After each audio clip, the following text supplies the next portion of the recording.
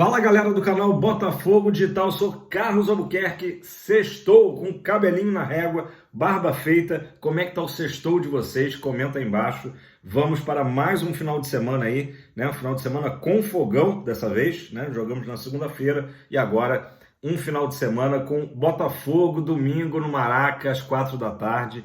Se você garantiu o seu ingresso, você é um felizardo. Se você não garantiu, pode ficar tranquilo que será o jogo da Globo, né? Vamos lá, pessoal. Começando as notícias por um assunto que o pessoal me pergunta muito, né? Me manda mensagem. Carlos, quando que a loja oficial do Botafogo vai ser inaugurada? Quando? Já atrasou pra caramba, né? Na verdade, são duas lojas previstas inicialmente dessa parceria do Botafogo com a Reebok. A primeira loja, né, que é a mega loja aí chamada, é lá de General Severiano, tá? A previsão agora ficou para novembro, tá? Quem trouxe essa informação foi o Anderson Mota, que teve cano estourado, infiltração, enfim. Uma loja que está fechada há muito tempo. Só em novembro nós teremos a mega loja DGS, né? Lá em Botafogo, na sede de General Severiano. Agora, a loja do Barra Shopping, tá? Até segunda ordem, inaugura na próxima terça-feira, isso mesmo. Na próxima terça-feira, dia 10 de outubro, é a previsão, tá? Da inauguração da loja lá do Barra Shopping. Então vai ser a primeira, né? A primeira do Brasil. É uma loja que eu já informei para vocês, não é uma loja que tem uma metragem assim absurda, mas ela é muito bem localizada, né? Ela é muito bem localizada. Fica ali, para quem conhece o Barra Shopping, perto da Di Santini, perto da loja da Fila, concorrente da Reebok. Enfim, tem ali por perto o Starbucks. Lojas americanas é um bom referencial para a galera que chega de transporte público, né? De ônibus, Uber, enfim, no Barra Shopping tem uma espécie de uma passarela, né? Um caminho para entrar no shopping que desemboca justamente na porta das lojas americanas. Chegou nas lojas americanas, atravessou a loja, caiu para a direita, você já vai estar muito próximo da loja do Fogão. Então vamos ver se terça-feira inaugura. Se for mesmo na terça, eu vou ver se consigo passar lá, né? Deve ter alguma coquetel, será? Vamos lá, pessoal. Notícias agora sobre o Patrick de Paula, né? A gente viu que ele, surpreendentemente, estava no treino aberto do último sábado e ontem ele postou um videozinho também lá no Lonier, tá?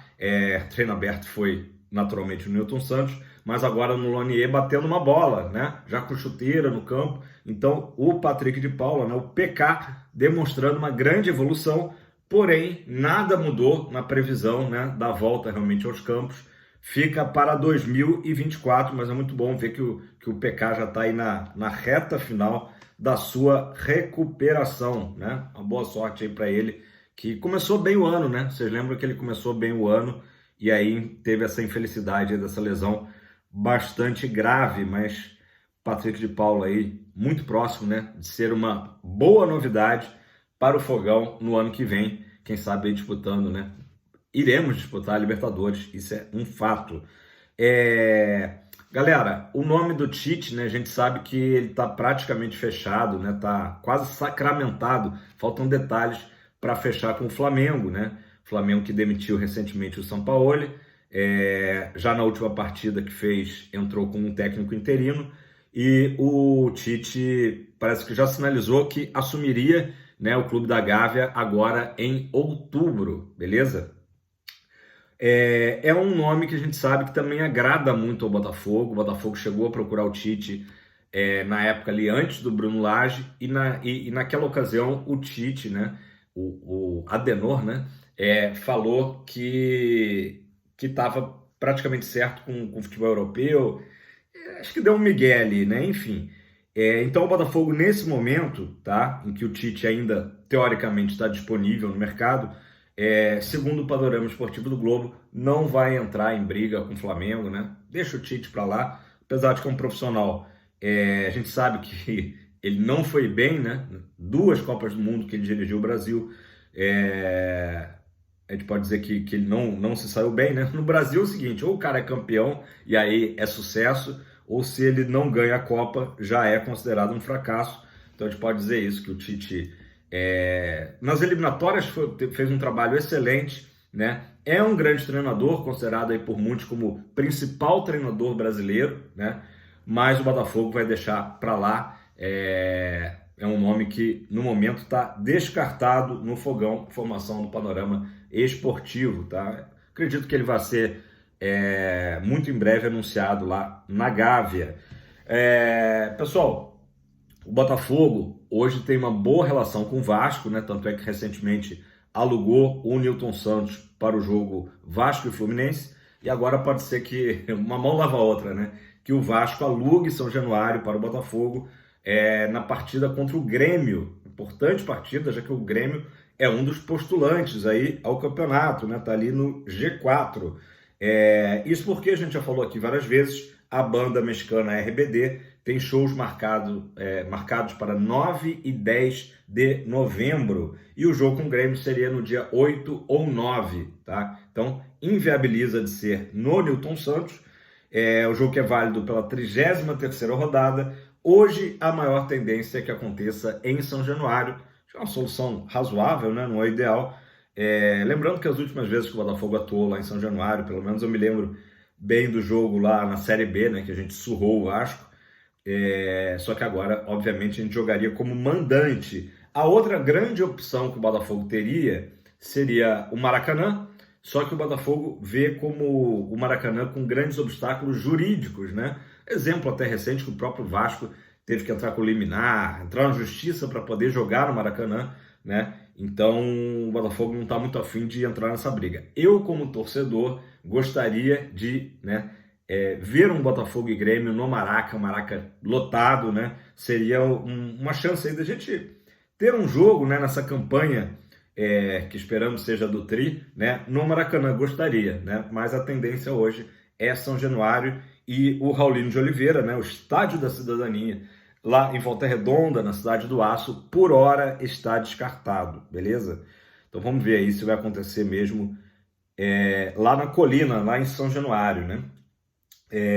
Pessoal, falando agora também, dando um giro off Botafogo, né? Mas que o Botafogo foi citado, né? Teve uma entrevista que rolou do Rodrigo Capello, que é um cara especializado na parte de administração dos clubes, de grana mesmo, de SAF, né? O Rodrigo Capello, um ótimo jornalista, né, do GE. Ele entrevistou o Mário Celso Petralha, né?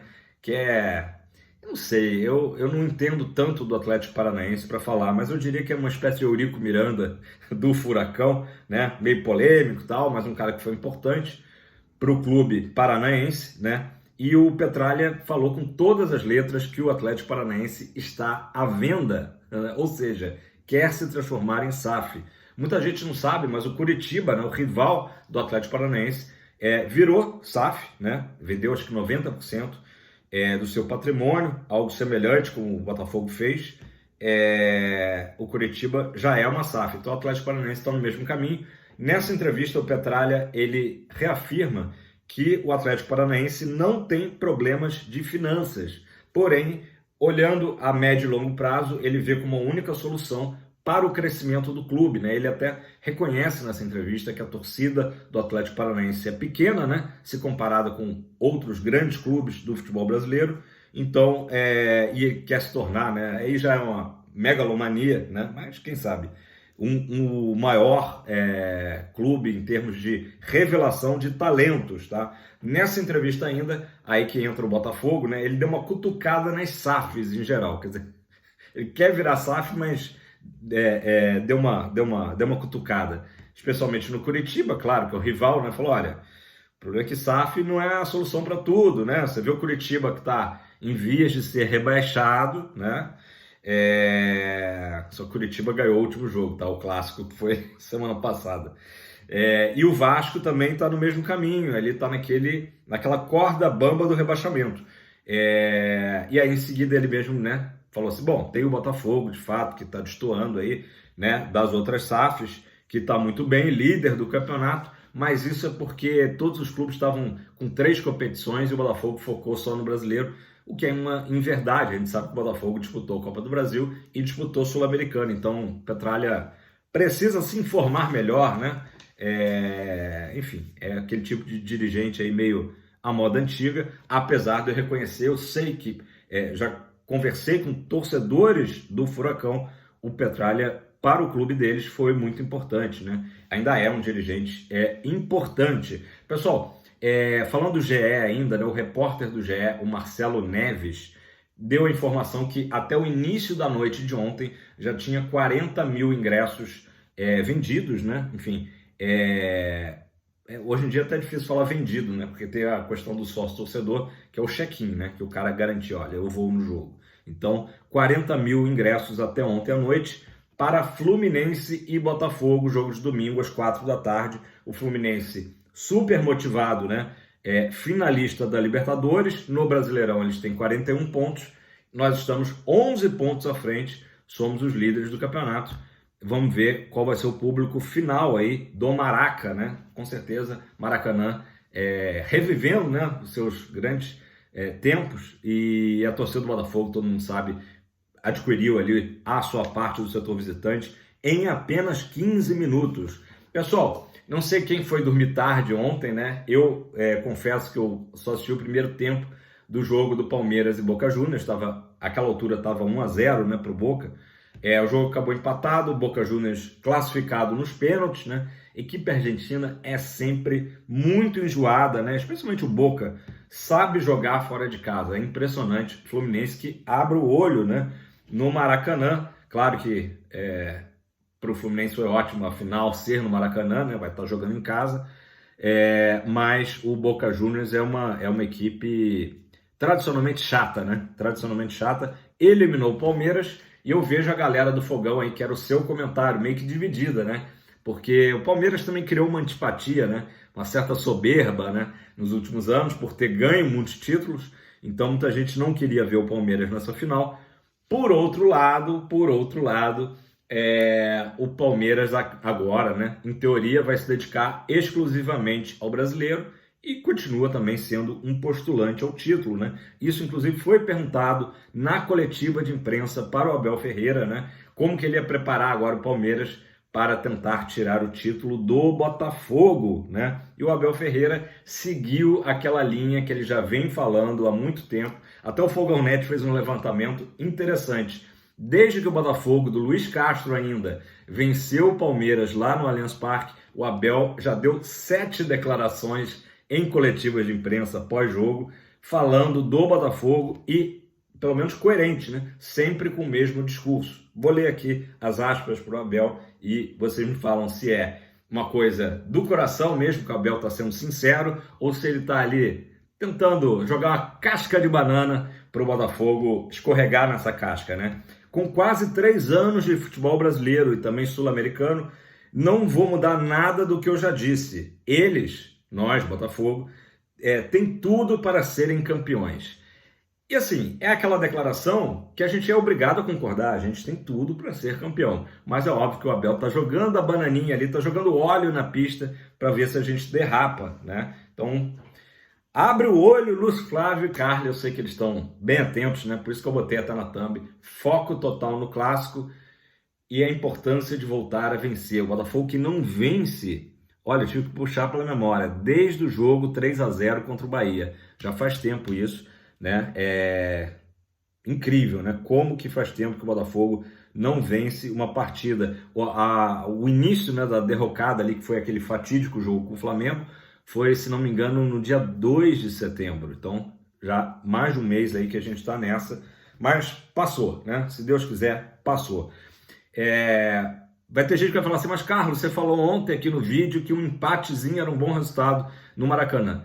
Dependendo das circunstâncias, pode até ser, né? O Fluminense está no momento super em alta, né? Torcida motivadíssima, não poderia estar mais motivada, e o Botafogo não entra como favorito no jogo, até porque o mando de campo, né? Apesar de ser um campo neutro, mas a torcida 90% a favor, o favoritismo é do Fluminense. Mas o Botafogo precisa, de fato, voltar a vencer, né? Tomara que seja domingo, né? Tomara que seja domingo.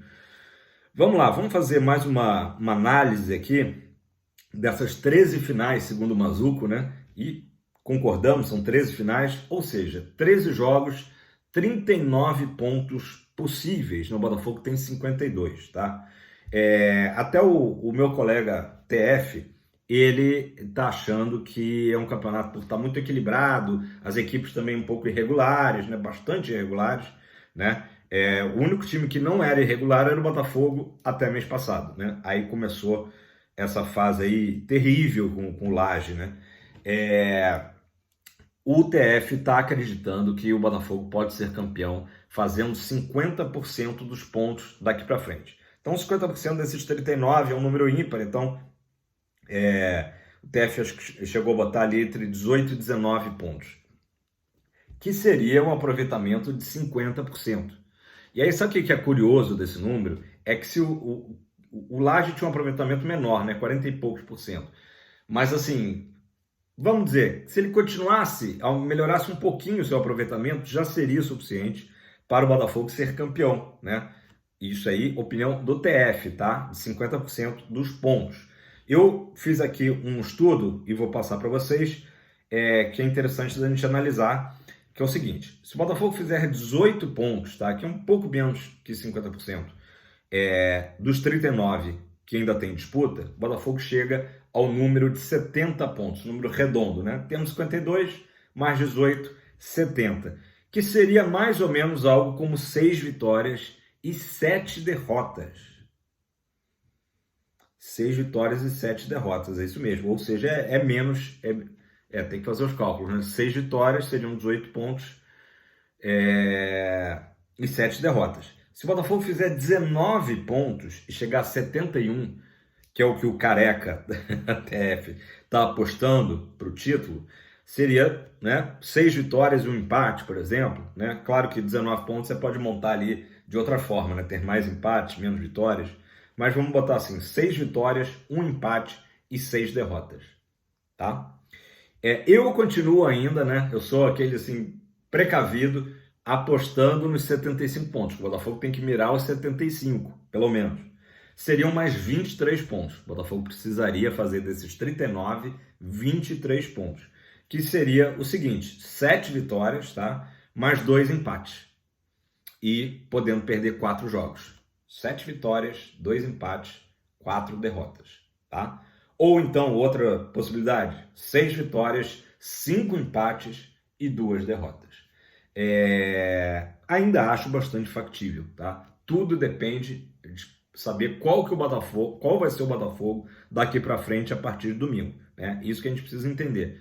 Antes que alguém comente aí, e eu vou concordar com quem fala isso, não adianta ficar fazendo conta. O Botafogo precisa voltar a ganhar. O Botafogo precisa voltar a performar no campeonato, algo que ele deixou de lado nas últimas rodadas, né? O fatídico mês de setembro. Eu acredito que se o Botafogo tivesse feito 5 pontos a mais nesses últimos jogos, digamos que tivesse empatado com o Flamengo, empatado com o Atlético Mineiro, empatado com o Corinthians e ganho do Goiás, que não era nenhum absurdo, o Botafogo teria feito 5 pontos a mais. Em vez de 52, teríamos 57, né? E em vez de 7 pontos, teríamos 12 pontos de vantagem sobre o Bragantino, que hoje é o segundo colocado. Então, essa é a minha matemática. O Botafogo deixou de ganhar, né, ali no barato, tá? No barato, para não dizer que poderíamos ter ganho algum desses jogos, além do Goiás, né?